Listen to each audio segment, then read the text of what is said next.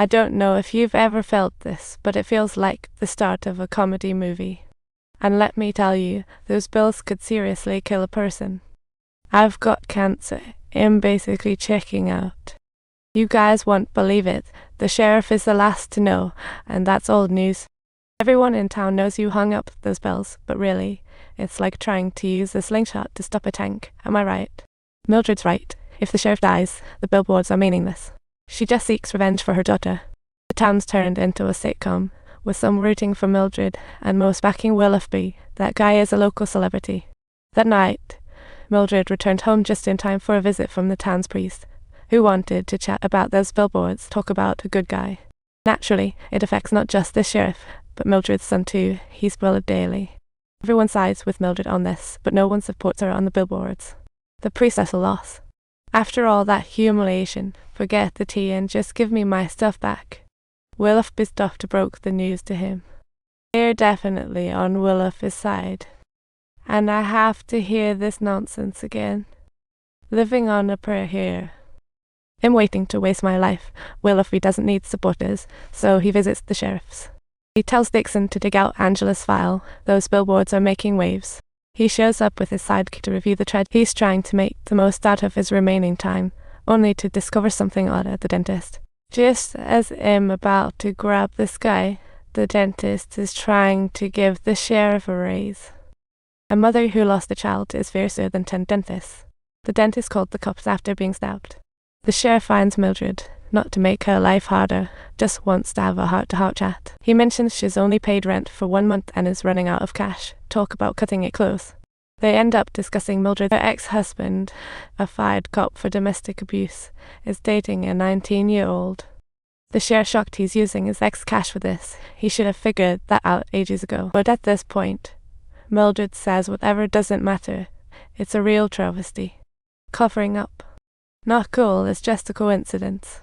Their little war looks like it's unbreakable, but they've never been real enemies. Sheriff gets Mildred like no one else. Mildred never wanted to hurt the sheriff. She just wants justice for her daughter. Before heading to the hospital, the sheriff tells Dixon to hurry up and let Mildred go home because her son's hurting over those billboards too. He loves his sister deeply, but Dad can't return. Billboards daily remind him of her pain. Willoughby's illness is worsening by the minute, but he's keeping his suffering all to himself. The mother and son are having breakfast, and she's trying her best to lift his spirits. Just then, her ex-hubby shows up with his 19-year-old girlfriend, trying to stir the pot. He used to be a cop, but got fired for domestic violence. Now he's just shacked up with his new girl. Well, that explains a lot. I think I'm starting to smell something fishy here. Let's bounce. I really gotta hit the bathroom, but if it's inconvenient, oh boy, that's just gross. When I say inconvenient, it's really not convenient. Don't mind me, whoops, I need to hurl. He's here hoping to take down those billboards.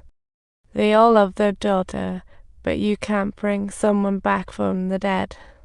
That day at work, Mildred's black girlfriend gets arrested. Visiting the police station is really a bad idea.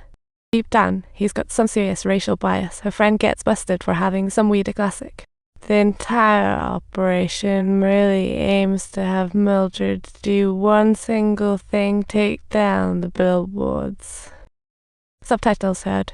The sheriff's at his wit's end. That day, he took his family on a picnic and taught his daughter fishing. Moments later, he's pulling out drinks, holding hands with his wife, and heading straight to the woods. Mildred shows up under the billboard, tending to the flowers, and boom, a little deer appears. She thinks the deer is beautiful, but it's definitely not her daughter. No reincarnation here. Yet she is grateful for the deer's appearance afterward.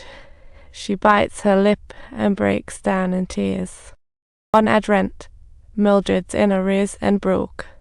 Just then, Red's girlfriend comes running in with an anonymous letter containing $5,000. That's for next month's rent. Signed, a friend Willoughby's daughters are asleep. Then he kissed his wife and tenderly caressed the back of her head. Willoughby arrives at the diner, eating his last meal with them, and pulls out a black bag with writing. Then he puts it over his head and pulls out a silver handgun. Willoughby checks out, and on the bag it says not to take it off and to call the police. He leaves a long letter for his wife, filled with their shared memories. Willoughby knows his wife will be mad, maybe even hate him for it, but it's his form of bravery.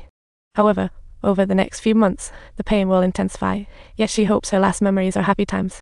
Don't forget to subscribe for more amazing content.